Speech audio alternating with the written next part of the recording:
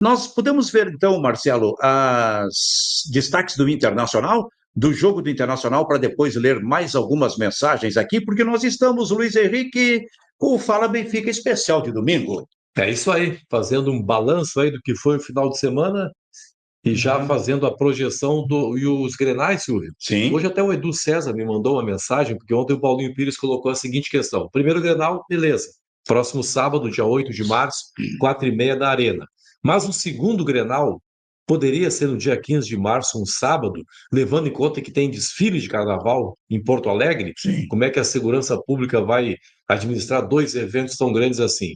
Aí o Paulinho disse, e aí temos um problema, porque a Rede Globo de televisão ela não está abrindo a sua grade para jogos aos domingos. Sim.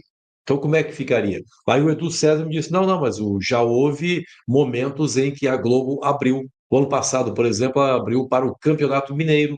Ela abriu a decisão no domingo com transmissão, a Globo liberou, né, abriu a rede. Em outras ocasiões também, o Grenal de Curitiba, ano passado, por exemplo, um Grenal, os jogos na televisão em canal aberto ao sábado são 4h30 da tarde. Sim. Aquele dia ela entendeu que poderia abrir para 5h30 da tarde. A televisão está oferecendo essa flexibilidade. Então, eu acho que vai ser assim: primeiro Grenal, próximo sábado, dia 8, e o segundo Grenal, domingo, dia 16, 4h30 no Beira-Rio. Deve ser isso. Teríamos aí uma novidade. É. Está aí um negócio que o presidente pode comunicar. O presidente da federação, o pressionado presidente da Federação Gaúcha de Futebol. Mais 3 mensagens aqui antes dos lances do Internacional. O Caliel Dornelles, olha, o cara não tá de férias já? Não, ainda não. Trabalha amanhã ainda. Humilde opinião, para mim é lance interpretativo. Logo, o VAR não deveria chamar o árbitro gol legal. Isso está te referindo ao gol do Gustavo Martins. Do Gustavo Martins. É que o Calhau Donés é tão fã do Gustavo Martins. Isso. Brincadeira, Calhau. Mas é uma opinião, né? Claro. Muita gente pensa igual a ele, que o gol é legal. Eu acho que não. Eu acho que houve uma infração. Olha o LED legal aí. Benfica, as duas lendas do jornalismo esportivo gaúcho. Legal. Ontem conheci o Lédio. É mesmo? Conheci o Lédio, um cara muito educado, um garoto, né? É um jovem ainda, o Légio. Sim. Foi lá, se apresentou pro velhinho, né? E aí conversamos rapidamente, eu estava no ar lá na Rádio Bandeirantes, mas uma figura realmente muito, muito carismática e um cara que está ocupando um espaço muito forte aí. Mas eu não conheço ele pessoalmente. É um grande cara. Tu vê, né, cara? Como Grande cara. a gente está há bastante tempo, não sei, depois as funções vão mudando, esse tipo de coisa, e a gente não, algumas pessoas, a gente não conhece, especialmente os que vão surgindo e vão se transformando em profissionais muito fortes na área digital, como é o Lédio, né? O Lédio surgiu assim, é muito forte. Exatamente. Aliás, o Lédio poderia ajudar um pouquinho nessa questão da briga de influencers, e ele é um influencer, se puder encontrar um caminho um pouco mais racional nesse processo, seria interessante essa contribuição, Lédio, porque realmente preocupa. Eu estou muito preocupado com os 2 Grenais. Eu acho que nós estamos indo para 15 dias tensos que podem virar 15 dias de guerra. E se acontecer algum lance, algum problema com a arbitragem no primeiro Grenal, eu fico muito preocupado em relação ao segundo Grenal, que vai ser o decisivo no Beira-Rio, como seria aquela semana. Porque a participação da rede social, a partir do momento em que os influencers se manifestam, a rede vem toda, né? Tanto da parte do Grêmio como da parte do Internacional.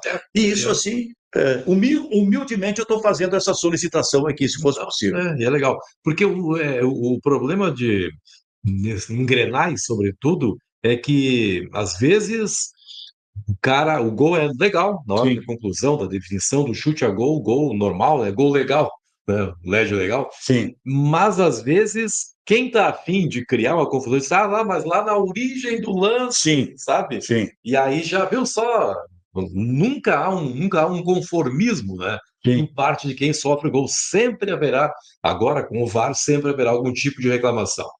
Dami Banrisul, o que está sendo deixado de lado é que toda essa polarização só serve para deixar os ânimos aflorados e estamos muito perto de uma tragédia iminente. Infelizmente, nossos dirigentes são irresponsáveis. Eu queria até fazer uma lembrança, Silvio, importante, hein?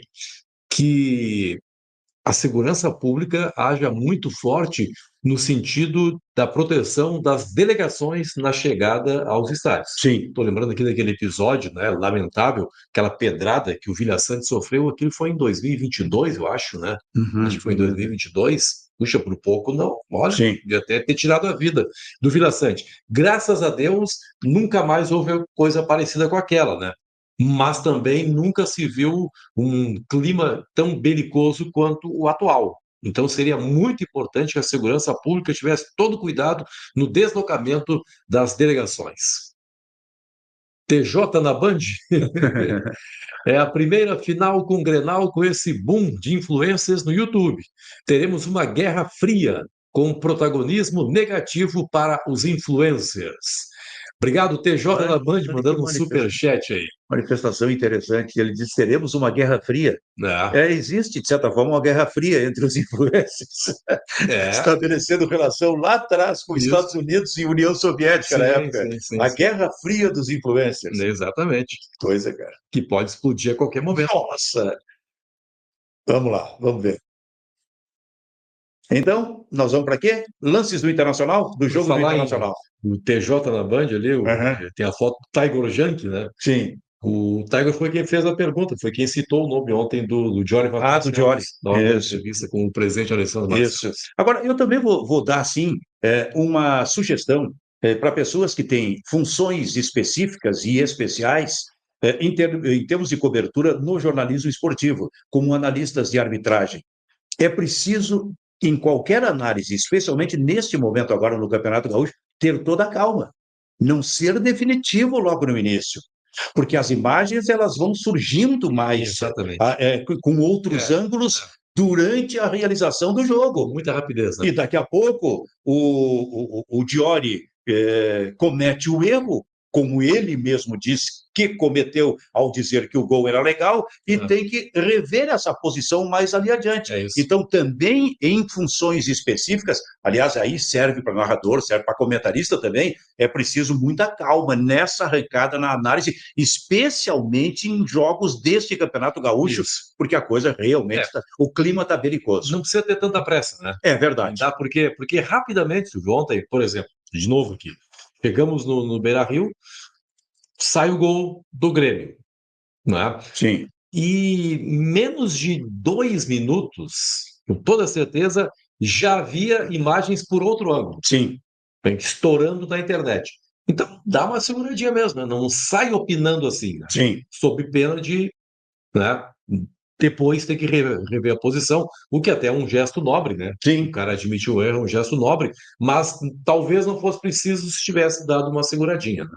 O primeiro tempo do Internacional, as imagens estão na tela, foi muito ruim, né? Foi. O Internacional chegou a tomar o gol do Caxias. Eu falei que parecia uma quarta-feira de cinza. Pois é, preguiçoso, né? Pois é, foi bem assim no Internacional. E que o domínio do jogo ele tinha, mas ele não tinha consistência ofensiva, não tinha aquela intensidade, errava passes como esse erro aí foi do Fernando, e quase o gol pelo chute do atacante do Caxias. Depois aqui pelo lado direito aconteceu a mesma coisa ainda no primeiro tempo, quase o gol também do Caxias. Tá aí o Valência. Eu não lembro de uma situação clara do Inter no primeiro tempo. Eu também não estou lembrado. Vamos ver. Esse chute aí, longe, né? Bateu e foi longe. Os lances estão aparecendo. Vamos ver se aqui. Esse é do Valência. Do Valência. Muito fraco. E aí, pelo lado esquerdo, ele tentando fazer essa movimentação. Olha aí, olha o jeito que o jogador entra e perde o gol. É isso aí.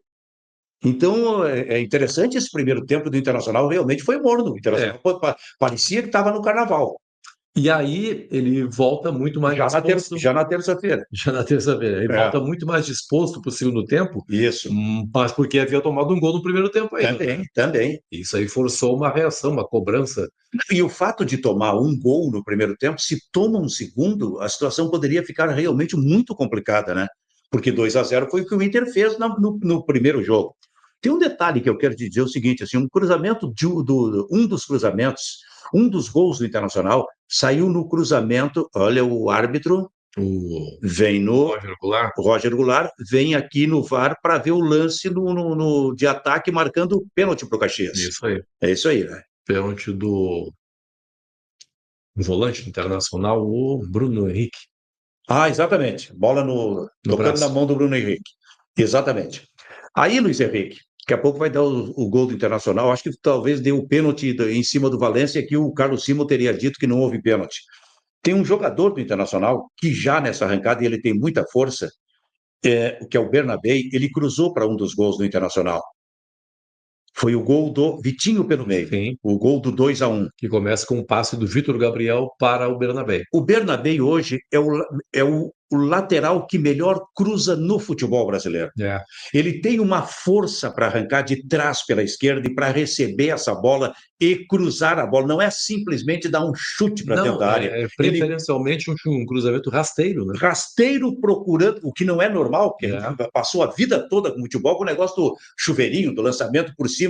O Bernabé não é assim. Ele cruza realmente para o lado, por baixo, procurando alguém, como aconteceu no gol do Vitinho. Hoje, para mim, ele é o lateral que melhor cruza no futebol brasileiro. O que vem o árbitro aqui? Não, é a reclamação, né? O pênalti em cima do Valência, né? O pênalti em cima do Valência? O VAR chamou, o Roger ficou bravo pancade, mas aí isso mata a gente do coração. Para todo mundo ficou muito claro que foi o pênalti, não, foi o Barcelos que falou. E ainda assim, o árbitro vai olhar no VAR. Ele falou no VAR e acabou confirmando. Mas o VAR faz parte também, né?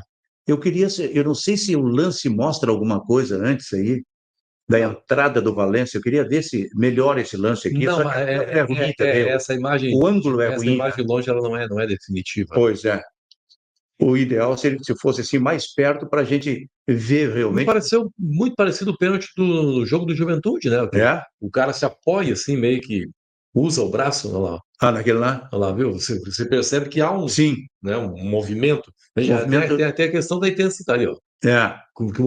Que há um movimento, é claro, né? Sim. A questão é, puxa, mas suficiente para derrubar o jogador?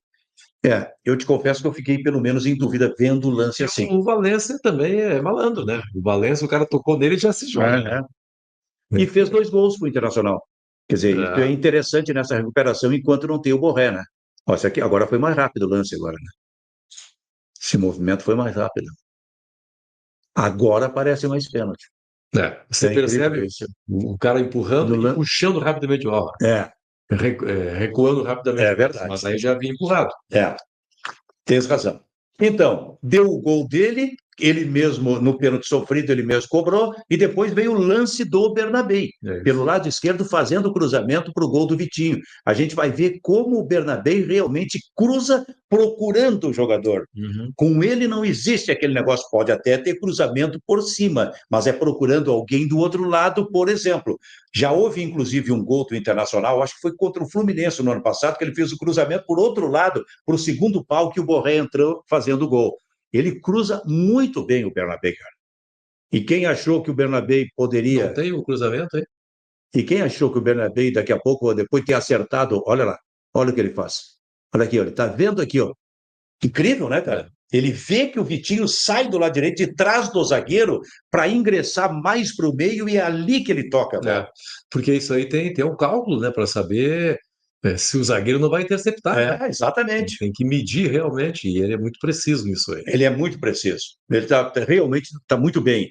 E até contrariando alguns que pensavam que daqui a pouco, agora que acertou o contrato, vai jogar na... Sabe, não é assim. Esse é um cara, por exemplo, esse é um cara que pensa é uma seleção argentina, né, cara? Exatamente. Então não vai se entregar, ainda mais guri com 23, 24 anos. E esse lance aí é para o gol. Outro gol do Valência. Do Valência. O cruzamento foi do Gustavo Prado? Acho que do lateral, do Aguirre. O Aguirre que, assim, ó, aos poucos, sabe? Vai comendo o mingau pelas beiradas, participou daqueles gols contra o Caxias, tabelando ali com o Bruno Henrique, fazendo o triângulo junto com o Vitinho. Falta um teste mais forte ainda, né? Talvez agora, no Grenal. Até porque agora ele vai enfrentar, por exemplo, o Amuso. Né? Exatamente. Esses duelos particulares eu tenho muita curiosidade no Grenal, sabe? Tem o Bernabé contra o Christian Oliveira, né? Tem, mas aí tu tá falando, mas também tem o Vitinho em cima do lateral esquerdo do Grêmio, o Lucas Esteves, que ainda não... São vários. E daqui a pouco, voltando o Alan Patrick, vai o Carboneiro para a ponta esquerda, porque eu acho que é ali a função dele para enfrentar o João Pedro. João Pedro. Né? E ele é um jogador difícil, difícil marcação. É. Olha, o Grenal vai passar muito pelas jogadas pelos flancos. As duas equipes são boas, né? Isso. O Grêmio está começando a se remontar, né? O Grêmio contratou muita gente, né? Sim. E o tempo de entrosamento não é fácil, né? A gente pensa assim que é magia, né? Sim. Não, treinou uma semana, deu. Não é assim. E é por isso até que eu reitero aqui que o Internacional recuperando o Alan Patrick, que aí sim, aí um modelo já ensaiado, né? Sim. O Alan Patrick organiza de maneira muito clara outra coisa. a equipe do Inter. Centro técnico do time, a isso bola passa por ele.